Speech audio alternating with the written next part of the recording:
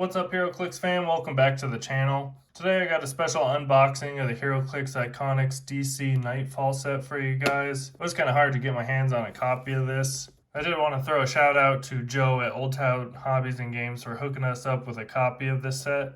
More than 30 years ago, the Knightfall storyline captured the imagination of comic readers around the world.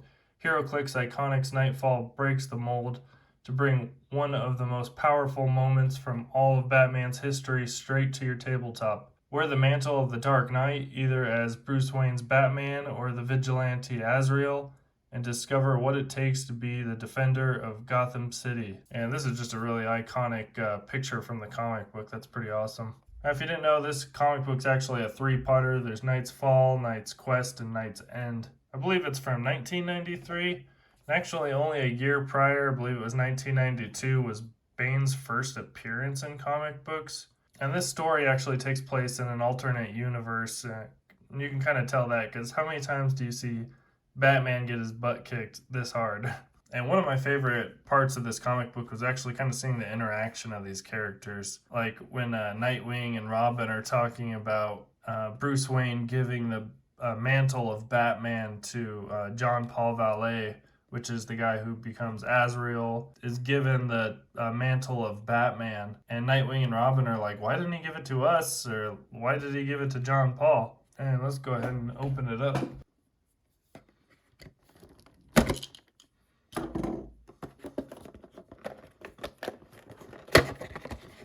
Oh, don't want to destroy the box here. All right.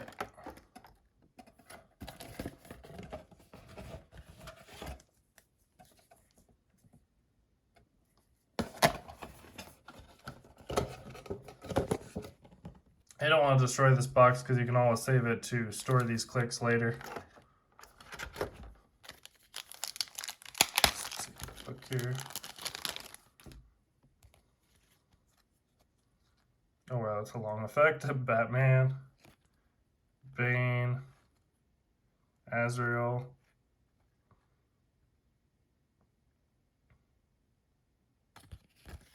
And let's take a look at the figures. We got our Bane here. Oh, yeah, that's awesome. The moment where Bane actually cracks Batman's back, and he's pretty much, I think his back's like permanently broken.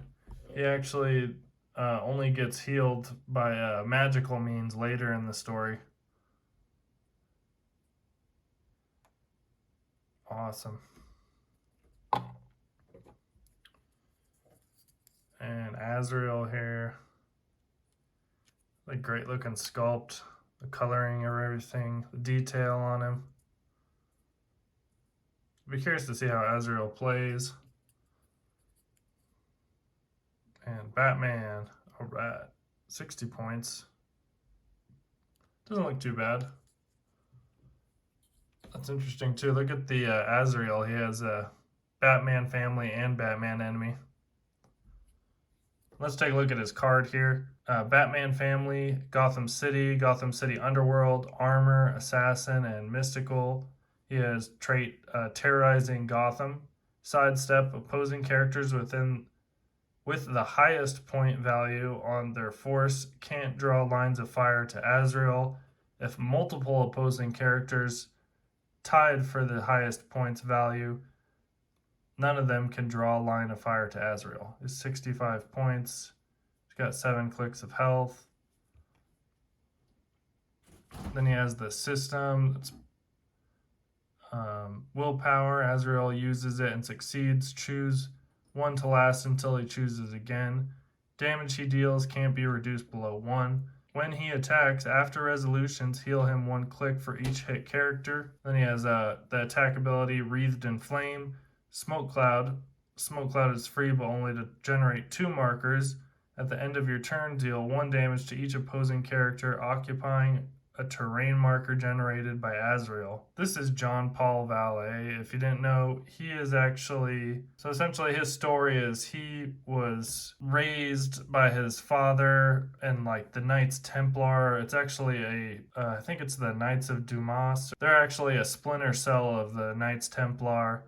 And it turns out that John Paul is actually like kind of like an experiment, and his father had been like brainwashing him and teaching him from a young age, basically to be an assassin, or what they call in the Knights Templar a avenging angel. And it's really interesting to see the first time where Azrael goes out wearing the Batman suit, and he just like, you could tell he's just a different Batman. He like beats people up, there's blood. You've never seen Batman really hurt people kind of the way that he does. The citizens of Gotham recognize it right away that this isn't the Batman that they're used to. So it's pretty cool to have this version of that here, or representation of that here. And next, let's take a look at Batman.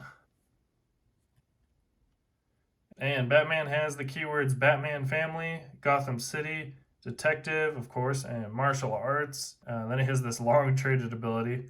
The battle for Gotham Soul, when opposing character that can use the Batman family team ability heals after resolutions, you may heal Batman one. This trait can be used while Batman is off the map. When Batman would be KO'd except by this trait, instead turn him to click 8 and place him on this card. At the beginning of your turn, if Batman is on this card and no other friendly characters have the Batman family team ability, KO him. Otherwise, if he's not on a KO click, you may place him adjacent to a friendly character that has Batman family, and this is protected pulse wave.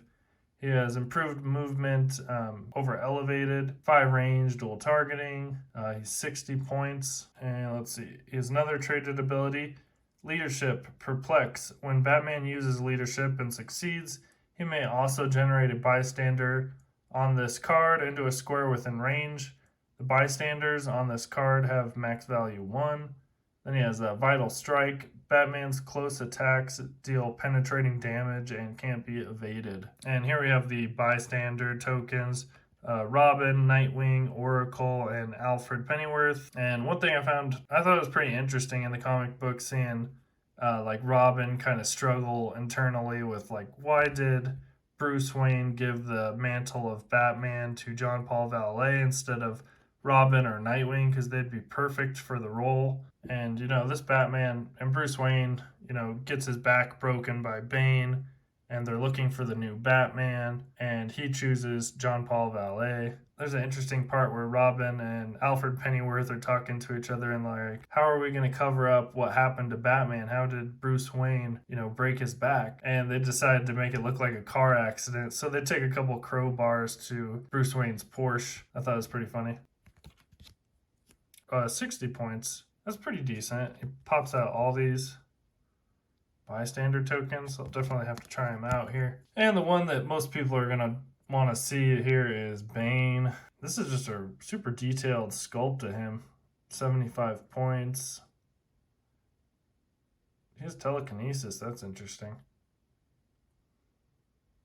Really great bust. I believe there's an older version of this. Same kind of moment in history where Bane is breaking his back. And let's take a look at his card here. Bane has the Batman enemy team ability, of course, Arkham Asylum, Gotham City Underworld. He has Brute, which is really good. Brute's a good keyword. Then he has Venom Injection. Bane begins the game on click number 7. Free roll a d6 and heal Bane equal to the result.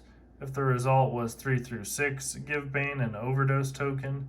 Bane may heal past his starting line this way.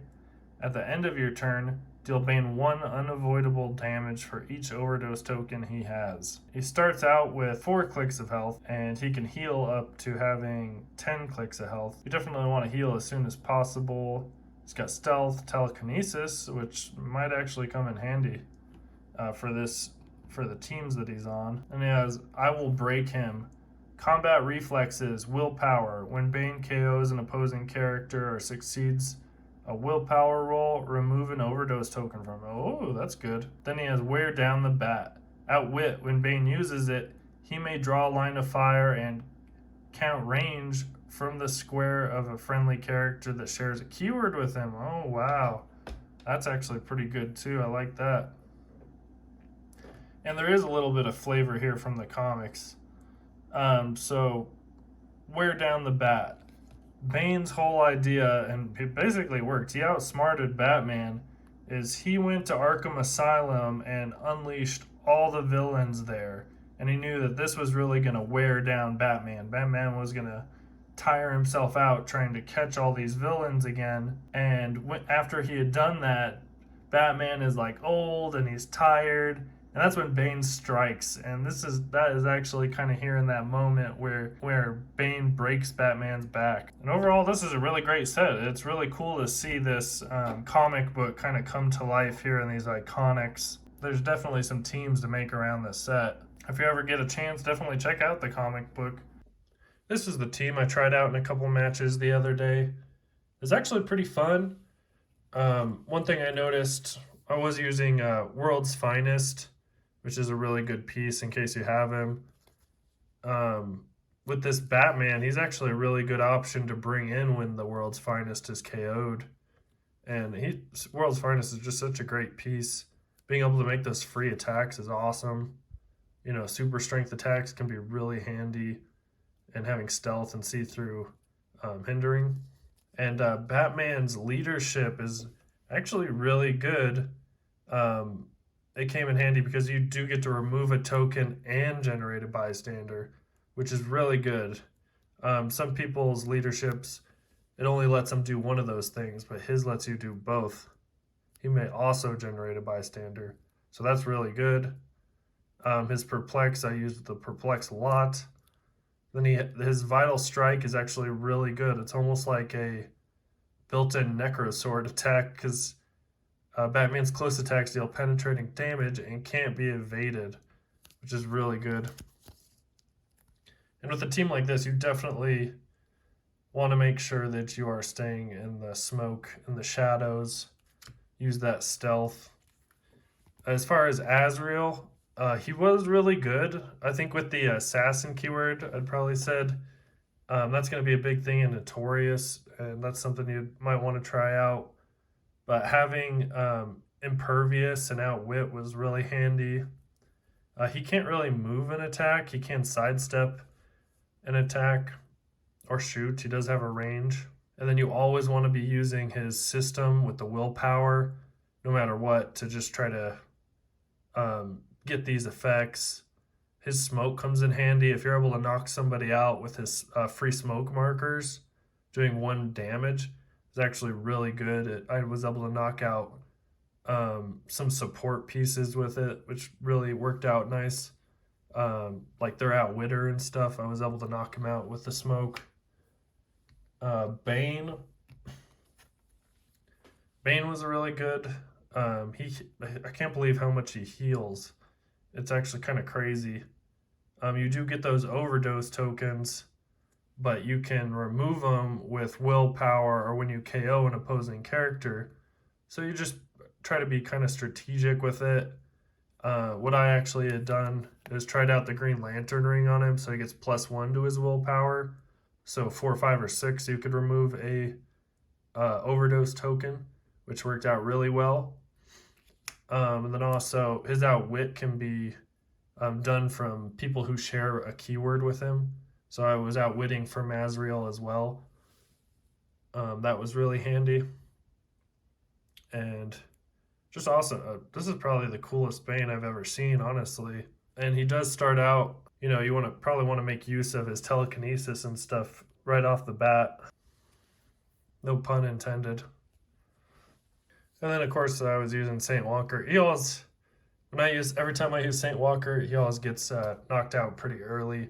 But he gives you Empower and Enhancement, so that helps this team out a little bit. And that's just something I would probably recommend, is trying to give Azrael and Bane improved willpower. You could do that with something like Super Soldier Serum or the Green Lantern ring. This Bane does change pretty quick from going with stealth and telekinesis to being a powerhouse. So you do want to kind of use his abilities accordingly. And overall, I thought it was a really fun team to play, and the figures, they worked out a little more better than I had anticipated. And if you enjoyed the video, don't forget to throw it a like. And if you haven't subscribed yet, consider subscribing. And I want to thank you all for watching today, and we'll catch you on the next video.